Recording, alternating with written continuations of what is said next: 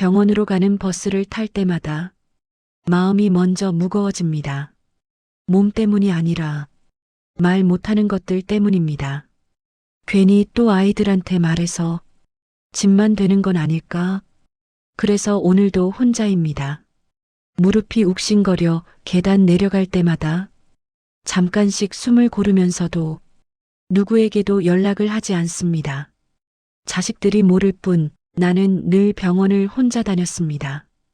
고혈압 진료도 관절 물리치료도 정밀 검사 받던 날조차 늘 혼자였습니다. 아이들에게는 늘 괜찮다는 말만 하며 살았습니다. 실은 괜찮은 적보다 괜찮은 척해야 했던 날이 더 많았습니다. 젊을 때는 아파도 아픈 줄 모르고 살았습니다. 아이들 키우는데 바쁘다 보니 목 아픈 것도 대수롭지 않게 넘기고 손목이 부어도 그냥 파스 하나 붙이고 끝냈습니다. 나중에 병원 가면 되지 뭐. 그 말이 10년, 20년을 넘기면서 몸이 조금씩 망가져 갔습니다. 아이들 다 키워놓고 이제야 숨 돌릴 나이가 되니 몸이 하나둘 신호를 보내기 시작했습니다. 계단 내려갈 때 무릎이 먼저 아프고 팔꿈치를 조금만 써도 힘이 뚝 빠집니다.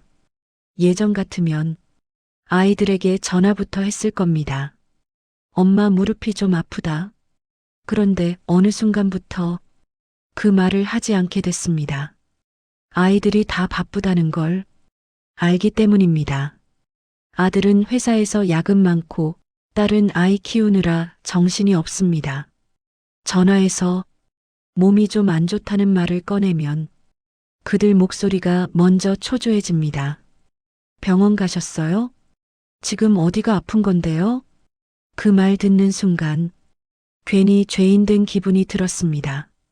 마치 내가 아파서 아이들 인생에 패 끼치는 사람처럼 느껴졌습니다.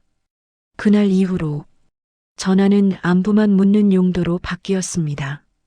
밥은 잘 먹고 사니? 아이들은 잘 크고? 내 얘기는 하지 않습니다.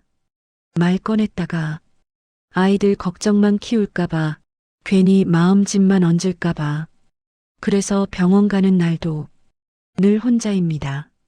접수표 들고 의자에 앉아 있으면 보호자랑 같이 온 사람들이 눈에 들어옵니다. 자식 붙잡고 천천히 걷는 노인들, 진료 설명 듣고 서로 고개 끄덕이는 부부들, 그 모습을 보며 나도 모르게 고개가 숙여집니다. 이상한 건 정작 혼자가 싫어서 참는 게 아니라 혼자가 편해졌다는 사실입니다. 누구 부르지 않아도 되고 누구 표정 살피지 않아도 되니까요. 옆에서 괜찮아?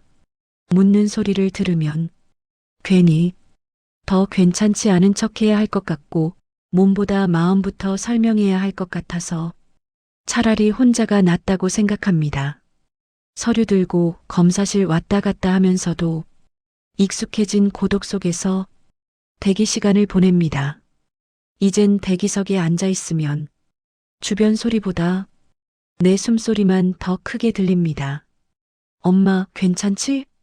그 말 한마디 듣고 싶은데 정작 누가 물어올까봐 전화벨만 울리지 않기를 바라는 이상한 마음이 됩니다. 병원 진료 끝나고 집으로 돌아오는 길은 늘 비슷합니다. 혼자 버스 타고 시장 들러 반찬 조금 사고 장 볼 게 없어도 괜히 한 바퀴 돌다가 집 문을 열면 정막이 먼저 맞아줍니다. 괜히 거실 등을 한참 켜두고 TV를 틀어둡니다. 그냥 사람들 목소리가 집안에 흐르길 바라는 겁니다. 전화기를 쳐다보다가 올 게 없는 걸 알면서도 다시 가방에 넣습니다. 내가 먼저 전화하면 괜히 바쁠 텐데 그 생각이 제 손을 멈추게 합니다. 그래서 말하게 됩니다. 괜찮아, 아직은 혼자 다닐 수 있어. 누구에게 하는 말인지 모른 채 혼잣말을 하며 하루를 정리합니다. 어느 날은 검사 결과지를 들고 나오다 문득 이런 생각이 들었습니다. 내가 이렇게까지 참아야 하나. 아이들한테 패 끼치기 싫어서, 걱정시키기 싫어서, 혼자만 모든 걸 견뎌왔는데, 혹시 내가 아이들에게 짐이 되지 않으려고 내 자신에게 너무 큰 짐을 지운 건 아닐까? 부모란 이름 때문에 언제나 강해야 한다고 생각했는데, 사실은 그 강함이 나를 더 외롭게 만들고 있었습니다. 누구에게라도 좀 힘들다고 말하면 조금은 덜 버거웠을 텐데, 그 말 한마디가 제일 못하는 말이 되어버렸습니다. 그리고 어머니는 요즘 병원 다녀온 날이면 집에 돌아와 한참 동안 현관 앞에 서 있다고 합니다. 신발을 벗고 바로 들어오지 못하고 문 손잡이를 잡은 채 그날 하루를 머릿속에서 다시 떠올립니다. 그래도 오늘 혼자 어찌 잘 다녀왔네. 그 말이 칭찬인지 위로인지 아니면 자기 자신을 다독이는 말인지 모르겠습니다. 집에 들어와 외투를 벗어걸고 나면 몸보다 마음이 먼저 내려앉습니다. 사실 병원보다 더 힘든 곳은 돌아오는 집이라고 합니다. 아무도 묻지 않는 공간, 아무 말도 기다리지 않는 거실, 병원 복도에서 들리던 발소리도 사라지고 집안에는 자신의 숨소리만 맴돕니다. TV를 켜두고도 내용은 귀에 들어오지 않습니다. 화면 속 사람들은 웃고 떠드는데 그 소리가 나와 전혀 관계없는 세상 이야기처럼 멀게 느껴집니다. 그러다 식탁 앞에 앉으면 약 봉투를 하나씩 꺼내 정리합니다. 아침약, 점심약, 저녁약, 작은 약통 안에 자신의 하루 전체가 들어있는 느낌입니다. 아이들한테 이걸 보여주면 괜히 걱정만 시키겠지. 그래서 약봉투는 늘 마른 행주 뒤에 숨겨둡니다. 아이들이 집에 들를 가능성에 대비해 혹시라도 보이지 않게 성가신 물건처럼 숨겨놓습니다. 아프다는 흔적조차 자식 앞에서는 감추는데 익숙해진 겁니다. 어느 날은 병원 다녀온 걸 들킬까봐 약 봉투를 쓰레기 봉투 안에 여러 겹싸서 버리다가 울컥 눈물이 올라왔다고 합니다. 왜냐하면 그 순간 자기도 모르게 이런 생각이 들었기 때문입니다. 내 아픔을 왜 이렇게까지 숨겨야 하지? 아이들은 어머니에게 여전히 의지가 되는 존재이지만 어머니는 점점 아이들에게 의지가 되지 않으려 애를 쓰는 사람이 되고 있었습니다. 부모가 된다는 건 보호받는 법을 지우는 일 같다고 사연 속 어머니는 말합니다. 누군가에게 기대는 대신 자기 혼자 버티는 쪽을 선택하는 삶. 아파도 말하지 않고 힘들어도 꺼내지 않고 웃음을 먼저 내보이며 속은 천천히 달아가는 방식으로 나이를 먹어갑니다.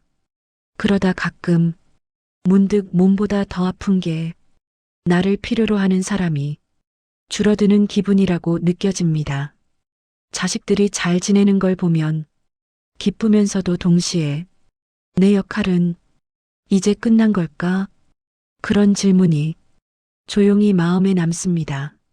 누군가를 돌보느라 보낸 평생의 세월이 지나고 나니 정작 자신을 돌볼 시간이 처음으로 생겼는데 그 시간을 쓰는 법을 배운 적이 없다는 사실도 깨닫습니다. 어떻게 쉬는지 모르겠어.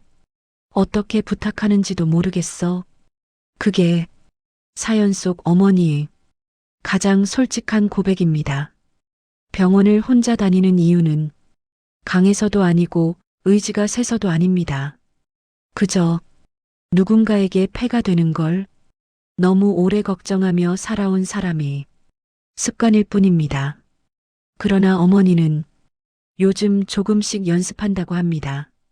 버스 정류장에서 아들이 떠오르면 한 번 더 전화를 걸어보는 연습. 엄마, 오늘 병원 다녀왔어. 그렇게 한 문장만 꺼내보는 연습. 아직은 말이 입에서 잘 나오지 않지만 예전처럼 꾹 눌러 담지는 않으려 노력하고 있습니다. 어쩌면 늙는다는 건 아파지기 전에 도움을 또렷하게 말로 꺼낼 수 있게 되는 마음의 성장인지도 모릅니다. 사연 속 어머니는 말합니다. 패될까봐 참았더니 혼자만 점점 늙어가더라고요. 아이에게 짐 되는 부모보다 더 슬픈 건 자기 아픔을 숨기는 부모입니다. 부모도 돌봄을 받아도 되는 사람이고 도움을 청해도 되는 민낯의 인간입니다. 우리는 아이 입장에서 먼저 생각하다가 정작 자기 자신을 끝까지 제일 뒤로 미루며 살아갑니다. 그러나 늙는다는 건 포기하는 게 아니라 나도 지켜야 할 사람이 된다는 뜻입니다.